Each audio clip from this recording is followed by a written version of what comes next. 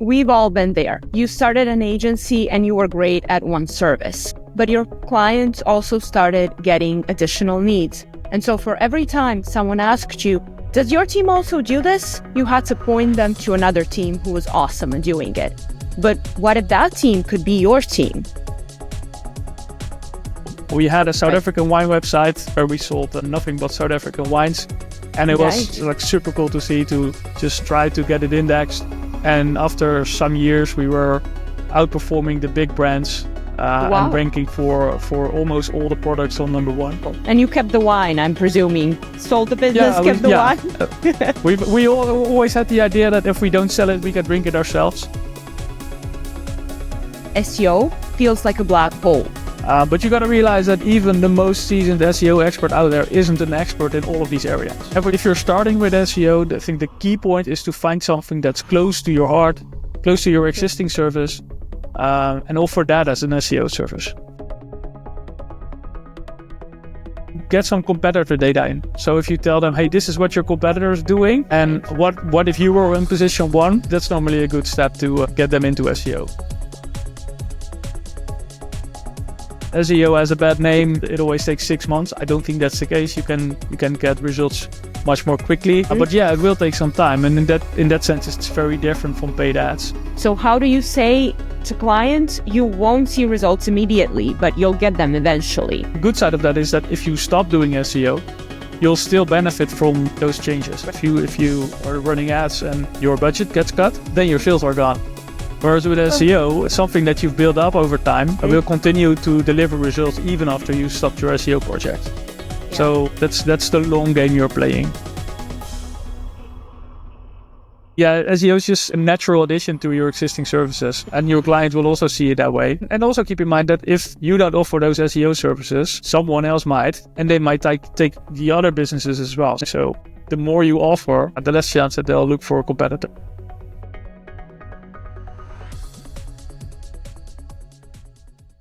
We've all been there. You started an agency and you were great at one service, but your clients also started getting additional needs. And so for every time someone asked you, does your team also do this? You had to point them to another team who was awesome at doing it. But what if that team could be your team? Joining me today is Rick van Haasteren, the founder of SiteGuru and an experienced SEO professional himself. He and I will chat about bridging the skills, budget, client gaps, the best way to upsell your clients to your new SEO services, and help you know exactly what you can do to get started in the next month. So, hi, Rick. Welcome aboard. Could you tell us something about how you decided to start SiteGuru? Why agency owners? Why is it a problem? Yeah, sure. So I started SiteGuru about 8 years ago when I was working at an agency myself, struggling to do SEO audits in an effective way. And that grew eventually into SiteGuru, and now it's actually a lot more. It's not just audits, but also a lot of helping you find low-hanging fruit and things like that. Most of my clients are agencies, and I saw them struggling as well with, especially if they're not that experienced with SEO, offering SEO services to their clients. Normally they're like web agencies, social agencies, or they're doing Google ads, and they were looking into expanding into SEO, but it's always a bit intimidating for most clients. So that's always been one of the core challenges. Mm-hmm. So just to break the ice, before we get to questions from the people we've been talking to, what was the silliest SEO mistake you ever made? Make us feel good. Make us feel good. There's so many of them. I think I did a couple of times when I just set certain pages to no index that were quite important, and then those pages got removed from the search results entirely. Clients asked why that was, and I had to admit that it was me accidentally setting that to no index. So I think most SEOs have experience with things like this. We all have our own fuck ups. So as long as you're able to find it quickly and recover, then it's normally not a big problem. And did the client respond to it okay? Like in the sense, whoever's doing something's making mistakes? Yeah, they weren't happy, but okay, if you can recover quickly, then normally it's not a big issue. Yeah, I imagine. So how did you transition from being in an agency to starting SiteGuru? So basically back when you and I first started talking, which was some 4 years ago, you were very into technical SEO. So why did you choose that as the main focus back at the time? Mostly because my background is a bit technical. So I was working at a web development agency, and then like the easiest way into SEO is the technical side of it. So can things be indexed? Is everything loading quickly? Are the basic SEO items like meta descriptions, page titles, is it all set up correctly? And only when you go into SEO like that, then you figure out that there's so much more to it. There's keyword research. There's the whole content part of it. It's almost like psychology sometimes, where you need to figure out what's a client searching for. How can we get them to convert eventually? So that's how I got into it. And then slowly expanded my horizon beyond just the technical stuff, more into content, and there's link building and everything. Were there any shortcuts that helped you learn these new SEO areas like keyword research and content, things you haven't been doing that much? So there's of course a lot of content out there about SEO. I remember back in the days we had the Moz Whiteboard Fridays with Ben Fishkin, which have been like super valuable. I think a lot of SEOs started their careers watching those videos. Yeah. And that really helped grow my understanding of SEO, especially the content part that wasn't really my thing initially. There's a lot out there. And from a technical standpoint, I think the biggest learning you get is when you start doing things yourself. So I think the most successful SEOs out there have like a hobby project where they just create a website to see if they can get it to rank, if they can get any clicks, and then eventually turn it into a nice business if all goes well. But that's just a way to quickly learn and also play around a bit without having a client watching over your shoulder to make sure everything goes well. You can make mistakes, you can try, you can iterate quickly. So I think that's, if you really want to learn SEO, start your own little hobby project, and you'll learn a lot. So it's better to do a hobby project than maybe optimize the agency site. So what would you recommend? Yeah, I think so. Hobby projects give you a bit more flexibility and freedom. You can move quickly without damaging your own business if you're doing the agency's website. It also helps. Agency websites are normally just about that agency, and it's harder to break into new grounds and start ranking for specific topics. And if you just take a hobby project of something you really care about and something you really love, it's a lot more fun to work on that, I think. So what's your favorite hobby project? I used to have a wine web shop, so that's how it started. Yeah, we sold that business a couple of years ago. But that was really where I learned SEO. We had a South African wine website where we sold nothing but South African wines. And it was like super cool to see, to just try to get it indexed. And after some years, we were outperforming the big brands and ranking for almost all the products on number one. Nice. So that's taught me a lot about SEO. Wow. And you kept the wine, I'm presuming. Sold the business, kept the wine? We always had the idea that if we don't sell it, we can drink it ourselves. There you go. But we didn't have to drink everything, so that was good. Yeah. Some of it, though. Yeah, some of it. The rest for the rainy days. Exactly. But yeah, to go to that expertise question, so we gotta have a hobby project. And I think that's great because even for my agency, we don't even have a blog. So we do content marketing and we don't have a blog. And it's just because there's a lot of moving parts to ranking for these kinds of queries like content marketing and such. But in addition to the hobby project, how can you start offering SEO if you're not an expert? Because one of the people that we asked, Joseph Comiso, he says that SEO feels like a black hole. So what are the absolute musts you need to know to be able to review your partner's work and your client results? Yeah, I think the first thing to realize is to understand that SEO is a very broad area. So you have like we discussed earlier, the content, the keywords, the technical side of it, link building, and each of these topics you can go really deep. And that's what I think makes SEO feel a bit intimidating sometimes. But you got to realize that even the most seasoned SEO expert out there isn't an expert in all of these areas. I mean, everyone just takes that part that they're really interested in and that they really go deep in, and that's the service that they sell. And of course, you know a little bit about everything. But if you're starting with SEO, I think the key point is to find something that's close to your heart, close to your existing service, and offer that as an SEO service. For instance, say you're doing content marketing. A logical next step would be to create SEO content or to combine that content into an SEO strategy. On the other hand, if you're doing paid ads, next step could be offering keyword research because that's very related. If you're doing web development, if you have a web development agency, a next step could be to do a technical audit of the website. And I think that's an easy way to start getting into SEO because it's something that you are familiar with. You may not be an expert, but that's fine. No one is an expert in all those fields. And that at least can get you started.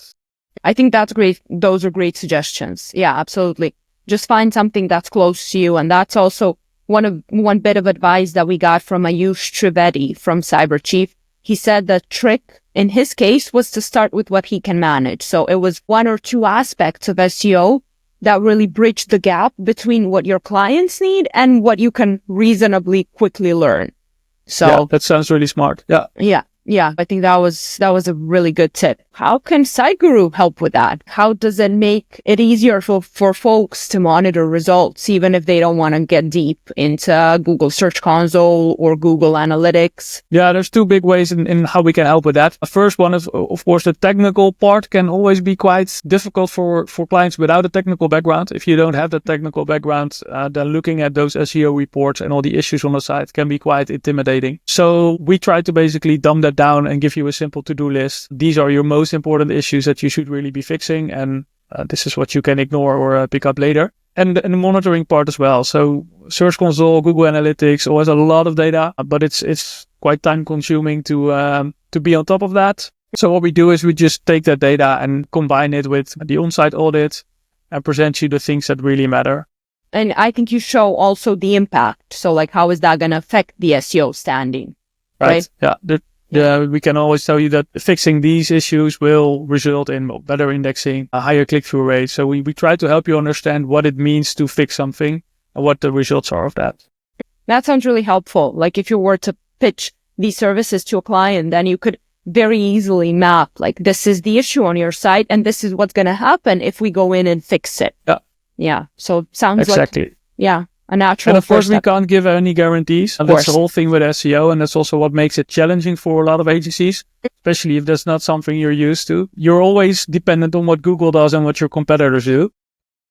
So if an agency ever asks or promises to provide number one results, or if clients ask for that, that's like a big red flag. That's just not possible to do that in SEO. Yeah. Same with timings of the results. SEO has a bad name. It always takes 6 months. I don't think that's the case. You can get results much more quickly. But yeah, it will take some time. And in that sense, it's very different from paid ads. And I think that's also something that agencies struggle with sometimes. Yeah, that was actually one of the questions. So Kason Brown from DigiTrend, his agency, they offer PPC, and it's a very results-heavy strategy. So what he said was SEO takes a while to build traction. So how do you say to clients, you won't see results immediately, but you'll get them eventually? How do you approach that? Like, how do you make it clear for them that the results are coming? It just takes patience. Yeah, I think there's two things to that. First of all, just to be very transparent about it. SEO is a long game and different from paid ads. So yes, it will take some time for those changes to reflect in higher rankings and more sales. So education is one part of it. Make sure your client understands that they have the patience to actually wait for the results. But second of all, there's also the good side of that is that if you stop doing SEO, you'll still benefit from those changes. And that's very different from ads as well. If you are running ads and your budget gets cut, then your sales are gone. Whereas with SEO, something that you've built up over time will continue to deliver results even after you stopped your SEO project. So that's the long game you're playing. The key for managing clients with this is really to show the leading indicators. So what do you see changing? Do we see technical improvements to our site, getting better indexation? Do we see keywords starting to appear that we didn't see before? And no, it won't directly result into sales, but it's important to have these leading indicators so you can convince your client that you're on the good track and that you're getting there. Yeah. It's a bit like going to the gym. You get a six-pack when you go there once or twice a week. But if you keep going and you just wait for a few months, you'll start to see the results. But yeah, the results won't be there straight away. Takes patience and persistence. Yeah. I like the gym analogy. As long as your client's aware of that, I don't think that's a problem. That's also about building a trust relationship with your client, right? I mean, you won't see the results right away, so it's important that you have this good relationship with your client. Explain them what's happening, what you're doing, and when you can expect to see some results. Yeah. And that's the trust is the big thing, because if you have been working with a client for a while, and that's also another one of the questions we had. If you've been working with a client for a while, obviously they trust your advice and you don't want to squander that. You don't want to make a misstep. So Aaron Semek from Forge Digital and Evgeny Asenov from Resume Mentor, they say that they worry about entering a space where client expectations don't align with the reality of SEO. And so they don't want to damage the trust they've cultivated by promising results they can't guarantee. So like you said, you have to be clear with the client that SEO is a long game. But how can someone who's new to SEO know what they can and can't promise? How do they find these indicators? Where do they look? Yeah, so first of all, I think it's a very good approach to be open and honest to your clients. So don't promise anything that you can't deliver. So for the people who ask that question, I think the starting point's really good. Always be open and transparent to your client, and don't promise anything that you can't live up to. So that's a good start. And the challenge with SEO is that results will always be a bit dependent on what happens in the world of SEO. Does Google make any big changes? Do we see competitors investing heavily in SEO? That will affect your results as well. So yeah, that is a good question. It helps, I think, to get some competitor data in. So if you show your clients what their competitors are doing and how much traffic they estimate, you can normally do some estimations around how much traffic do they get from this keyword. So you see how many search volume there is for a specific keyword. And if they rank on position 1, then you can assume, well, there might be this much traffic going to my competitor's website, and this is how they did that. So they have content about this. This is how their website's structured. That normally triggers clients. So if you tell them, hey, this is what your competitor is doing, and what if you were in position 1, that's normally a good step to get them into SEO. Basically make them feel the fear of missing out, like, right? In a way, yeah. And they are missing out if their competitor is ranking on position 1 and they have to pay for ads to compete with that. That's a good angle. Also, I think obviously not if you want to monetize right away, but if you want to slowly start working towards SEO services, I think it's good maybe to try and frame it as a test, as a potential new service, and then talk to your longest term client. So I remember when my agency, we started doing this backlink outreach. So for the first month or two for SiteGuru as well, we said, it's free. It's on us. We're testing it. Let's see how it works, if you're happy with the results or not. So I think if you have the room for that, I think that can also be a good approach. Yeah. So you learn a bit while working with your clients and be honest about that. That's a very good approach. Yeah. But obviously it depends because there's always time. So in startups and even in agencies, we always do those things that don't scale in the beginning. But some of the folks who answered our questions, they said that time is a real concern. So for example, Evgeny, he feels that the fear of scalability is holding him back. He doesn't know. So what he says is verbatim, if I start offering SEO, how do I maintain consistent results and avoid spreading myself too thin?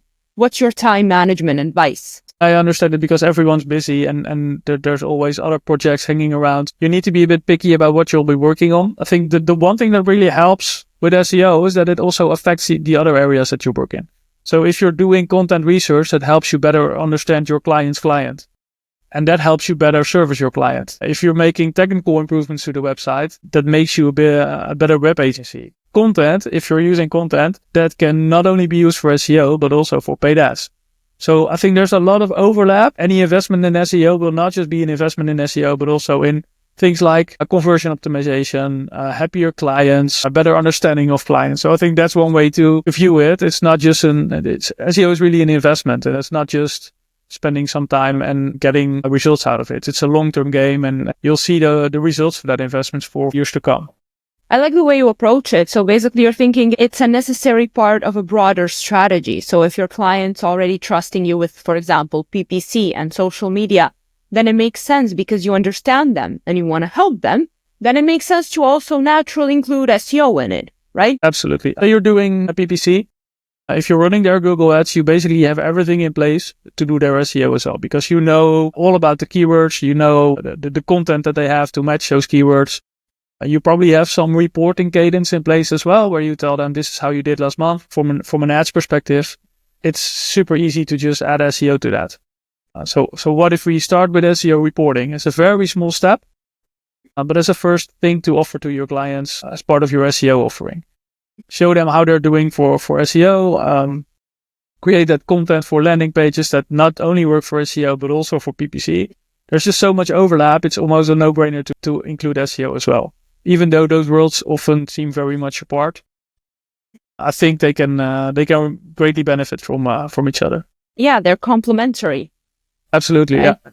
So what should go into that report? Because I don't know, people are notorious for never reading the reports. So like, what's like the golden tips? So if you're a bit further down the process and you're helping your clients rank for keywords, you want to show them real results. And within the SEO world, we're often talking about clicks and positions, but in the end, your client only cares about sales, right? So you'll need to show them how much organic traffic did we get, how did they convert, and how much sales did we get out of that. So really looking into did those investments in SEO really make sense, and did they pay off? That's the ideal situation, right? I mean, in the beginning, you won't have that. So you'll need to have other reporting structures, like focusing on the visibility. How does SEO contribute to our branding efforts, and what content is ranking? What keywords are we seeing to show up in Google for? What do we rank for? So I think that's a starting point. But the moment you're able to report on ROI, on conversions, on sales, that definitely needs to be included in that reporting, because then you really talk the language of your client, right? They understand sales and much better than impressions or CTR. You're talking ROI then you're talking Absolutely. Money. That makes a lot of sense. And it's a good first step for sure. So in terms of other things you can start to offer right away or with minimal knowledge, what else would you suggest in addition to reporting? I think it really depends on your starting points. So if you're like the web agency building their websites, hosting their websites, or doing content, find something that's really close to that. The technical side, of course, makes sense if you're like their web developer. If you're doing content, or if you're doing social media, that also really aligns well with SEO, because the content that you create for SEO can be reused in email marketing, in social media. So find something that's close to you, what you're doing already for that client, and see what you can do to turn it into a first SEO offering. Basically tailor it to the clients you already have, and then start slow. And start with the services that are already very close to what you're offering. Don't try to be everything at once. So I've been in SEO for a long time, but I've hardly done any link building. And I know most SEOs haven't done that. On the other hand, you also have link building experts who know nothing about technical SEO, content experts that stay away from keyword research. There's a bit of everything. Don't feel like you need to cover everything. You don't need to know everything about SEO to start offering SEO, because in reality, no one really knows everything about SEO. It's such a broad area. You got to start somewhere. So start with something that's close to your existing business. Got it. Yeah. And plus the updates. So you've mentioned them a few times, because SEO is ever changing. So the updates are just coming in. But what's the real impact of Google search updates in the last 2 years? Because on Twitter, everyone's screaming about it. But in reality, what's the actual effect on normal websites doing white hat SEO? So I've always thought that if you create a good website that has great content, works for your clients, and you're not doing any black hat optimization techniques, then you don't really have to worry about Google updates. You won't get much better rankings as a result of an update, but you also won't have to worry about being removed from the index or anything. So Google updates normally don't matter that much if you just stick to the rules and you try to create valuable content. What we've seen in recent years is that Google got a bit more, I'm not sure, they seem to have a bit harder time to rank the right websites, to say so. We've had a couple of websites that were really like following the rules, having super valuable content. Review websites were particularly hit hard in the last couple of updates. And these review websites, they did great reviews of products that they actually tested themselves. And they got hit hard, so that that was not good. And it seems like Google got a bit lost there. There's some recovery in that area. The other ones are travel bloggers. So there's a lot of actual travel bloggers who go to destinations and write great content about that. And they're now being surpassed by AI written content from people who've never been to that place. So those are particularly challenging areas at the moment, and hopefully Google can improve those results, because now no one's happy with it. It seems they have some problems with that. But in general, keep your eyes open for Google updates, and in SiteGuru we have the Google update report, so you can just see what's happening, what keywords got hit, which pages do better, which pages do worse after the update. But most of my clients don't really need to worry about updates too much.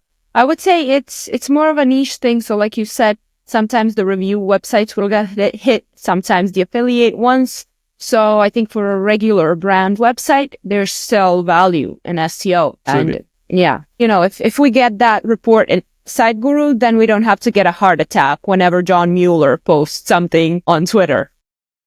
Yeah, and those updates are going to keep coming. It's part of life as an SEO. Yeah, just get used to it, right? Yeah. Yeah, no, that's really helpful. And in terms of AI, so that was also another question we got, and I'll tell you exactly what they said. So people feel like they don't need to start offering SEO services if it's just going to be replaced with AI. So what's the truth? What's the myth? Please enlighten us, because I feel like it's been very hectic. Hectic for sure, yeah. So a lot of people are worried about where SEO is going. Google's market share seems to drop, according to some people. But if you look at the actual numbers, yes, Google went from like 99% to like 95%. But in absolute numbers, it's still going up. People are still searching on the internet, and they will keep doing that for years to come. It's definitely changing. So apart from people moving from Google to ChatGPT or other AI providers, that's happening for specific queries. Absolutely. And then there's no denying that. But for other queries, especially the ones that are more with a purchase intent, so someone actually looking to buy software or a product or services, those normally still go to Google. And that's where you want to be. So that's really what matters. The websites that are more top of funnel, explaining about the different products, and I always compare it to, like, if you want to buy a bicycle, there's a lot of websites out there that help you compare bicycles and find the right one for you. And that's changing, because that's the type of question that you can ask ChatGPT. But the moment you're ready to actually buy that bicycle, you still need to find that shop. And that still happens in Google, and I think it will continue to be like that.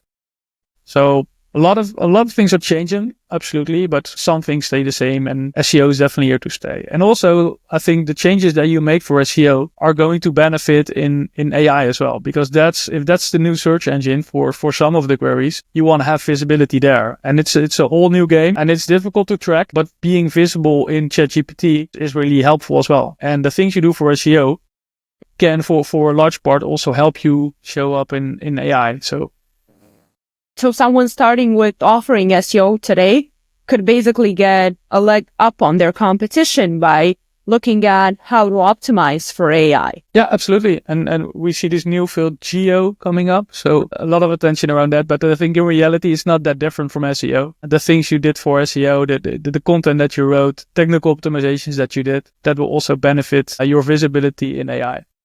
It's just a new way to interact with your clients. So basically, don't advertise it as SEO. Just say GEO right from the get-go. Yeah, but in the end, you're not optimizing for search engines or for AI. You're optimizing for your clients as well.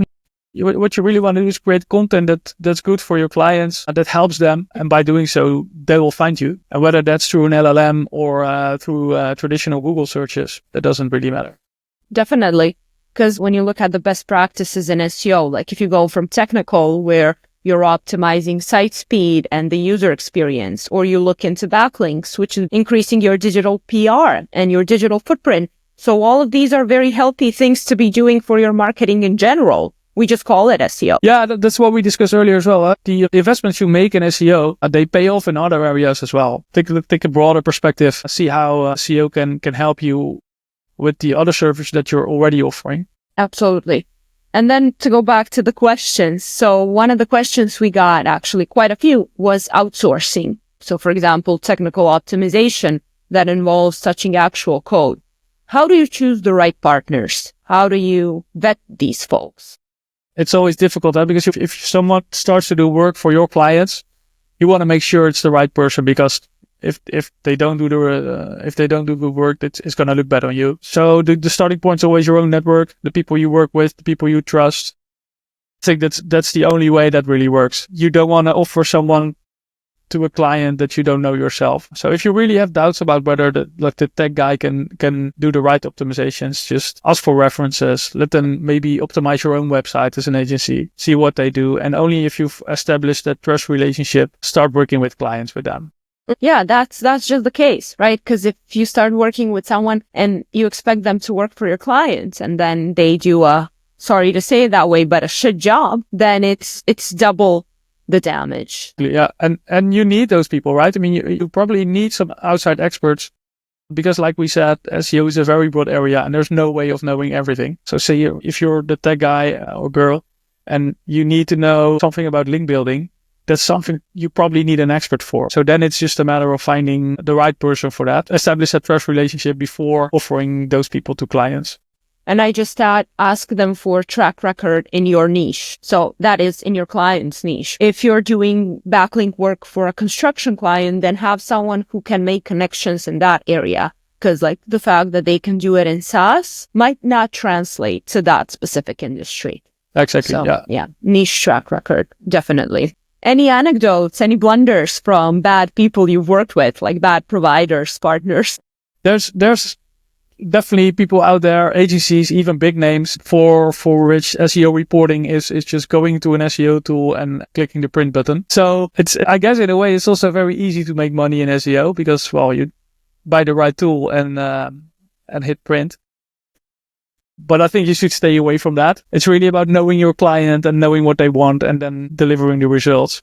And what really helps there is just understanding their business. So stay away from only reporting on those famous KPIs like click-through rates and positions. Of course, that's a great starting point, but in the end, you want to show them what results did you get for your clients. Yeah, think of their strategy. Yeah, things what's in it for them and how you can help them. And if you only present them with KPIs that they really have no interest in, then you probably lose the contract eventually. That's true. I think maybe, if you structure it as a KPI and then an item on the to-do list. So like your position is number 5. It could be number 1. Here's what we need to do for you, right? Yeah. And then also explain why that keyword is relevant, what types of clients you will attract with that and how your competition is doing. Yeah, absolutely. Make the competition play. So if you remember anything from this episode, then just remember, mention their competitors and what they're doing. That's exactly. It. This is your competitor on position number 1. Don't you want to be there?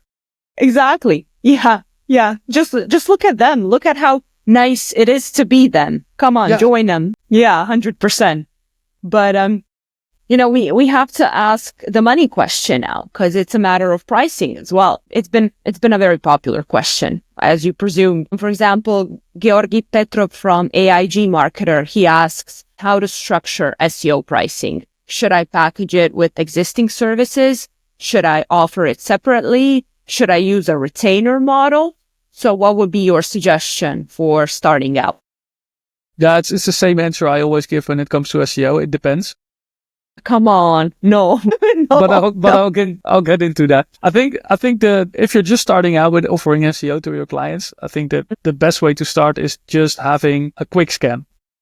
So you do a scan of their website, you check how they're doing from a backlink perspective, you analyze their content and their current SEO performance, and you can easily put a price tag on that, like 1,500 euros or whatever is a normal price for something that maybe takes you 1 or 2 days to compose. And that should be like the starting point of the SEO offering, because based on that, you can start selling other services. So you can see, okay, the main issues are in the technical area for this website, or we're lacking content that we need to create, or we need to do some link building to build some authority.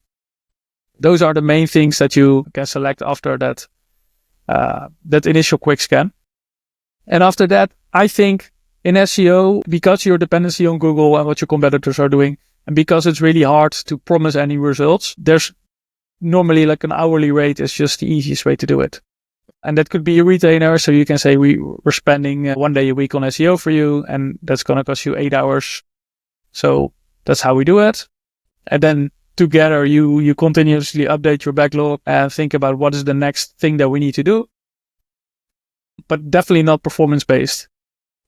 I've seen some agencies make that mistake. So your client, of course, wants like an agreement that says, okay, if you get me to position 1, then we'll pay you this.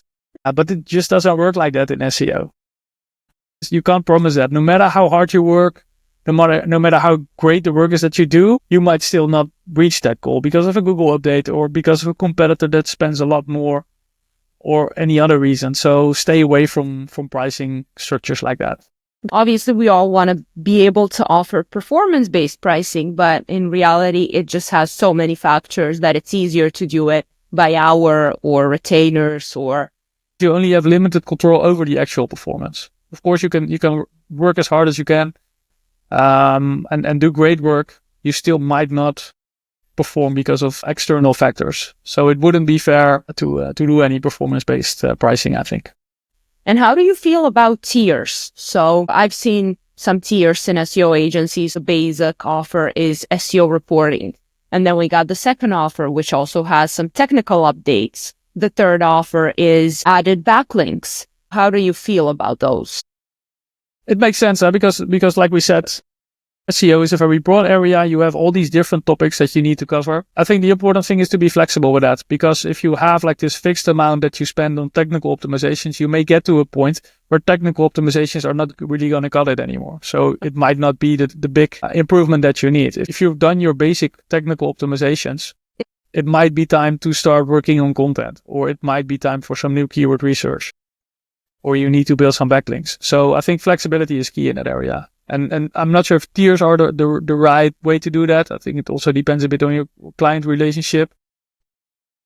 You need to find the right mix in activities for SEO that makes sense at that point. And you need to continuously update that. It makes sense to every month sit with your client, update them on not only the KPIs and what you did for them, but also on what would be the most valuable next step. And sure, you can continue optimizing every page title and meta description, because that's what you've been doing. But if at that point it turns out that it's better to build some backlinks, or better to create some brand new content, or even do some conversion rate optimization, then maybe you need to shift your attention to that and not just keep doing what you're doing. Yeah. So reallocate your budget based on where it's needed at the moment. Exactly. Yeah, I see too many SEOs trying to hit that 100% health score for their website. They might achieve that, but then if you look at the website, you think design would be in place. And that's not SEO, but keep your eyes open for what's really important and not just trying to reach that 100%. That's the perils of gamification, though. Like it's so tempting to want to get to that 100. It is, yeah. And I understand. I have a lot of clients in SiteGuru who really are optimizing for that, and I like that. But at some point, I think page speed is a great example. I've seen so many people trying to get the highest possible page speed in Google, but that's not going to affect your client at some point. If you've managed to get your page speed from like 50 to 80, you've done a great job. And after that, you should probably start doing something else, because getting it from 80 to 100 is a lot harder and is not going to bring you any additional traffic, and it's not going to matter to your visitors. So it's very incremental progress. Yeah. But maybe one of the reasons that folks are doing it is, for the simplicity. If you're first starting with SEO, maybe it's just easier for you to know that this is the set of tasks that I have, or that I can outsource every month and just get that sweet MRR. So maybe that's also a factor. It is, and I understand that, but it's important to keep your clients' results in mind. So as long as those things that you're doing for that MRR are resulting in happier clients and optimized websites and better revenue for your client, then keep doing that. That's great. But if you're just optimizing meta descriptions for the sake of optimizing meta descriptions, try to be a bit more open to other things as well. Absolutely. And I think in the long term, that's going to help you also increase prices. So you won't have to get 10 or 15 clients. You'll be okay with 5 on your very special SEO plan. Exactly, yeah.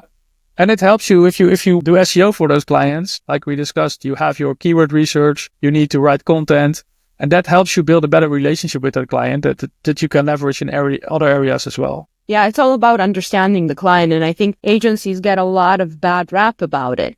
Because most of the agency owners that I've spoken to in the last few months, one of the key things they pointed out as their differentiators was actually that personal approach, that understanding of the client's business. And that's something that I think agencies haven't been that good at in the last 20 years or so. Because when you think like, I have to hire an agency for my marketing, so like I'll have to manage them too. This is also maybe, good for the health of the agency ecosystem too. Yeah, that's why I see a big future for niche agencies. So if you're an agency that focuses only on construction companies or only on coaching businesses or on dentists, things like that, that really helps because you truly understand your client, you understand their problems, you know what they're trying to achieve, you know what's going on in their markets. That really helps. And if you're at the same time servicing a construction company and a dentist and a restaurant, you need to constantly context switch. You don't know the ins and outs of their businesses. That's a lot harder. So definitely those niche agencies, I see them popping up more and more. And I think they're very successful.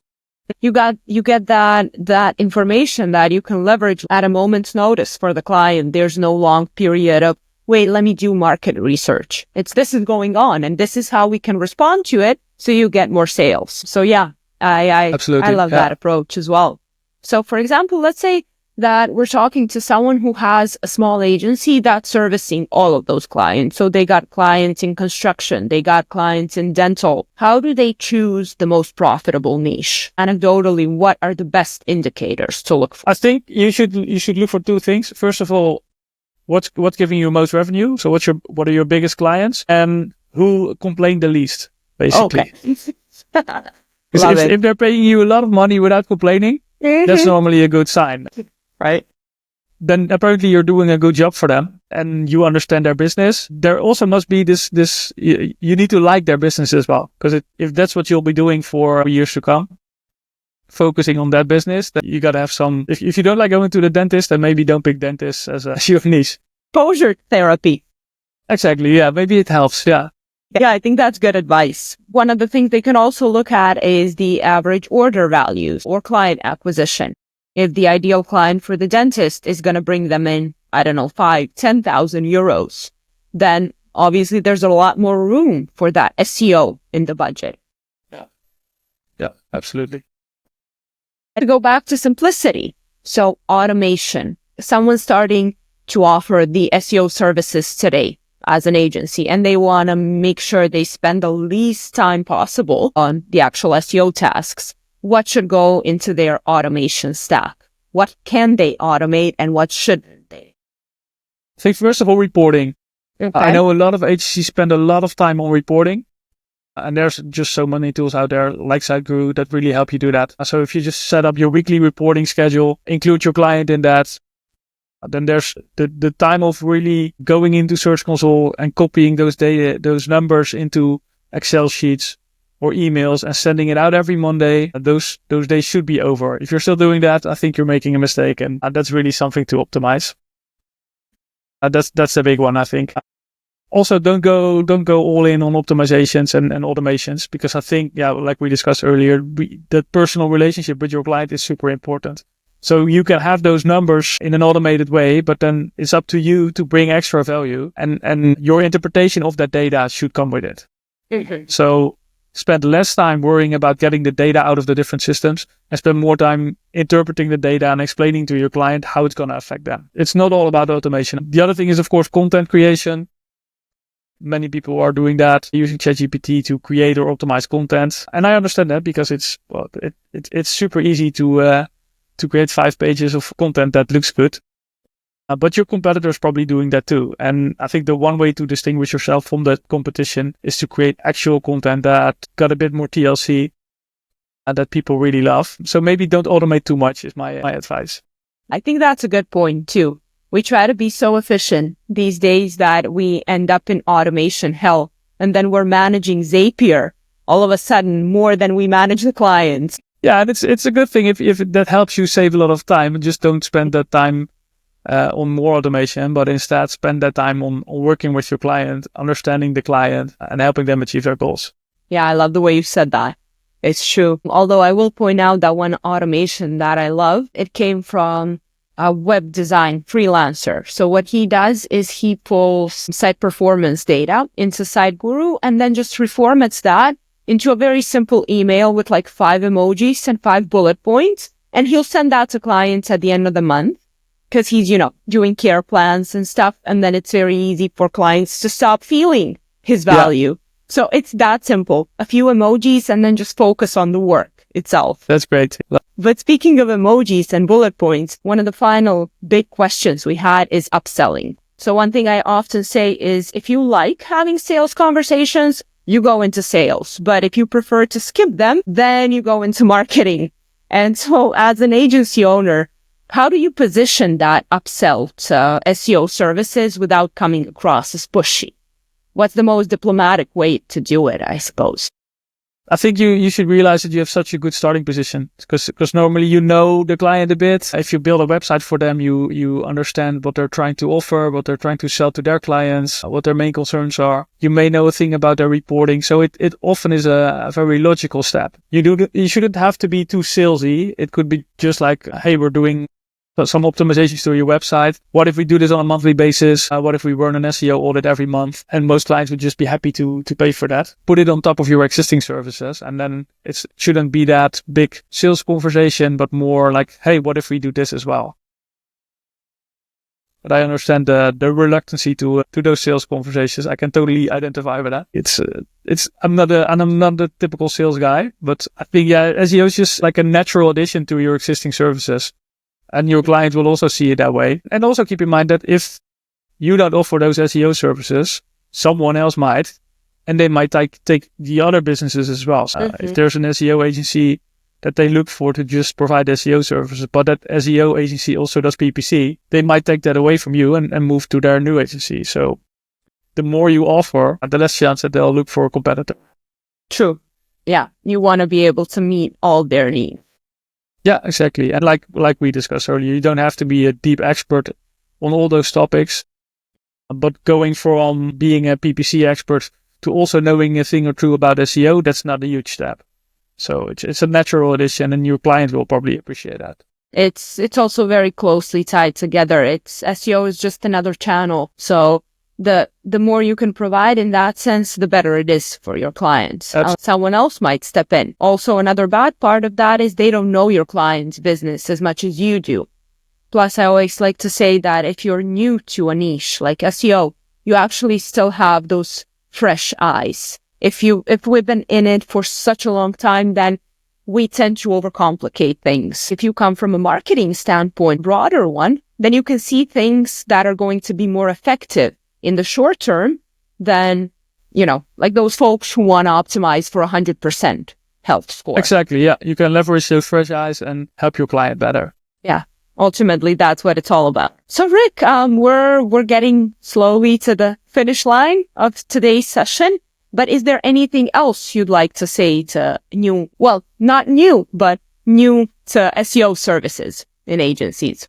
The big thing that we should reiterate is don't be too intimidated by SEO. I mean, every SEO expert out there at some point started doing it and had to learn it all. And also understand that no one knows everything about SEO. There's always new stuff to learn and it's all about curiosity. If you start with an open mind and you just want to learn more about SEO, you'll very quickly see that it's not that complicated. You don't need to know everything. And soon you'll be able to provide value to your clients with the services that you offer. So don't feel intimidated. Just do it. So just start, like we discussed, start hacking your own weekend project maybe, just to get an idea of how SEO works and what you can do to make the first steps, and then work with clients and show them how it works. I think that's a good closing message. And then obviously, if you need upsell pitches, we'll have a white paper coming out soon for it. Yeah. So get that. You can just copy paste it and get that extra revenue. Yeah, just go get that bag. It's so easy. 2 minutes tops. Perfect. Well, thank you so much, Rick. It's been an absolute pleasure, as it always is. Thank you Thanks, for Lana. all the time today. And folks, just remember, SEO is not something to be afraid of. And if you've got any questions, SiteGuru is always happy to help. Just ping us on LinkedIn or Twitter or Rick or myself directly, and we'd be happy to point you in the right direction. Absolutely. Thanks so much. Thank you, Rick. See ya.